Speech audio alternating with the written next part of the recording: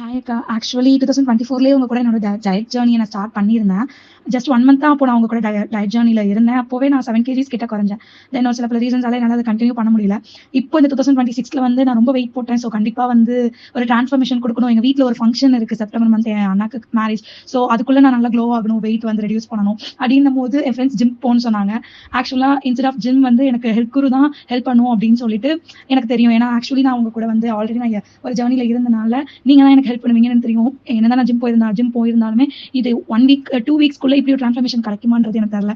Face நல்லா glow ஆகிருக்கு, எனக்கு டம்மி குறைஞ்சிருக்கு. ஸோ வெயிட் எவ்வளவு ரெடியூஸ் பண்ணிருக்கேன்னு தெரியல. பிகாஸ் 1 மந்த்க்கு அப்புறம் தான் வெயிட் வந்து செக் பண்ணணும் அப்படின்னு ஒரு கோல்ல இருக்கேன். அதனால நான் இப்போ வரைக்கும் நான் வெயிட் செக் பண்ணவே இல்லை. இப்போ உங்க கூட 90 டேஸ் ஜர்னி நான் ஸ்டார்ட் பண்ணது. ஏன்னா அப்போ நான் 1 மந்த்துக்கே 7 கேஜிஸ் குறைஞ்சிருக்கும் போது எப்படி 18 to 20 கேஜிஸ் குறைஞ்சிருவேன் அப்படின்ற ஒரு நம்பிக்கையில தான் நான் 90 டேஸ் உங்ககிட்ட ஜாயின் பண்ணேன். இப்போ எனக்கு 14 டேஸ்ல இப்படி ஒரு டிரான்ஸ்ஃபர்மேஷன் ரொம்ப தேங்க்ஸ் அக்கா. நீங்க வந்து நான் அப்டேட்ஸ் கொடுக்கல, ஃபுட் இன்டேக் அப்டேட்ஸ் கொடுக்கல, வாக்கிங் அப்டேட்ஸ் கொடுக்கல அப்படின்னாலும் நீங்க ஒரு டைம் நீங்க அப்டேட் கொடுக்கல, என்னாச்சுன்னு கேட்டுட்டே இருக்கும்போது உங்களுக்கு நான் சென்ட் பண்ணிட்டே இருக்கணும் அப்படின்னு தோணுது. கோச்சும் வந்து அவ்வளோ கண்டினியூஸா வந்து எக்ஸசைஸ் பண்ண வச்சுட்டே இருப்பாரு. கொஞ்சம் நம்ம ரெஸ்ட் எடுத்தாலும் ரொம்ப முடியலன்னா நீங்க ரெஸ்ட் எடுத்துக்கோங்க அப்படின்னு சொல்லுவாரு. விடாம பண்ணுங்க, அப்பதான் உங்களுக்கு நல்ல ரிசல்ட்ஸ் கிடைக்கும்னு சொல்லிட்டே இருப்பாரு. நீங்க ஒரு நாள் மார்னிங் குட் மார்னிங்ல இருந்து நைட் வரைக்குமே நீங்க வந்து என்ன சாப்பிட்ட, எப்படி இருக்கீங்க அப்படின்னு கேட்டுட்டே இருப்பீங்க.